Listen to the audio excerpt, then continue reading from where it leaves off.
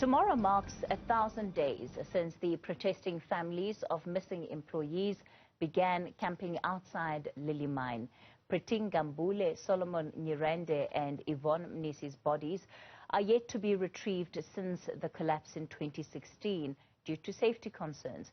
Newzroom Afrika's Malungelo Boy is live for us from the area.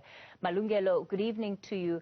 It's devastating seeing these families marking 1,000 days now being camped out of that mine. We've had so many leaders come there within this 1,000 days, make all sorts of promises, and yet it seems all of those efforts have resulted in naught. In fact, Kath, I will go back as far as, 2016 when the tragedy struck. There were so many leaders that visited the mine and making so many promises. The names that come to mind is David Mabuza. Mabuza at the time was the premier of this province. He's now the deputy president, as well as the then Minister of Mineral Resources, Mosebenzi Zwane.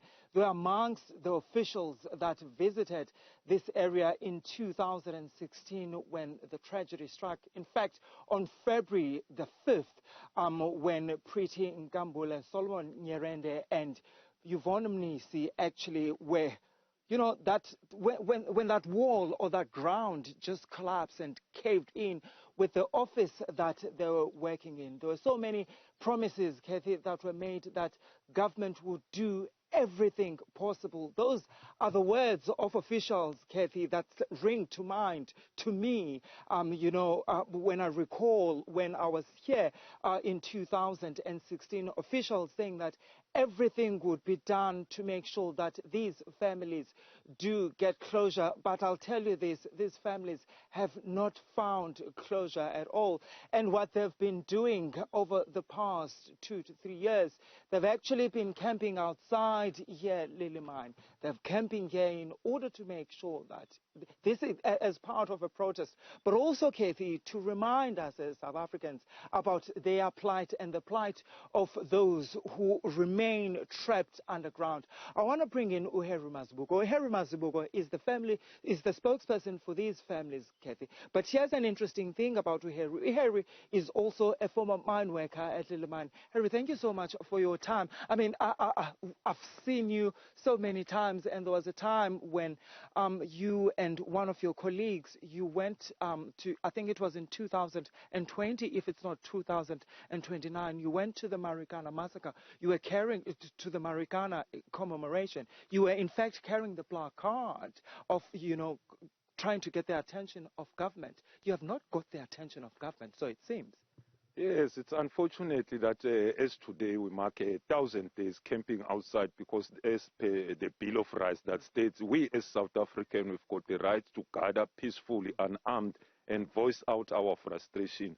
This is our frustration. So we've got thousands and thousands of questions, especially to our own democratic government, because we cannot dwell that much into private sector, because it's a private sector. So we believe that the government is got all the powers, especially the minister of the relevant department.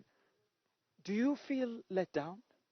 Yes, to be fair and honest, we are let down by our own government, because like we have alluded earlier on, ministers have come here and the then premier who engaged with us and promised us that no, let us leave the mine management, he will deal with them and then will revert back to us. But now when we're trying to get hold, now he's sitting on the highest officer as the deputy president of the republic. Is nowhere to be found.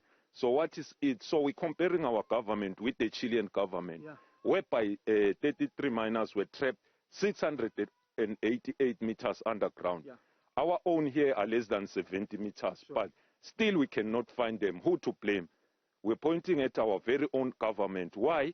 Because the Chilean government, they've achieved to retrieve the miners in Chile who are trapped 688 meters compared to our own. Why our government can't copy the Chilean government? Harry, how are the families, coping? I mean, on February the 5th, it will be 6 years since the tragedy.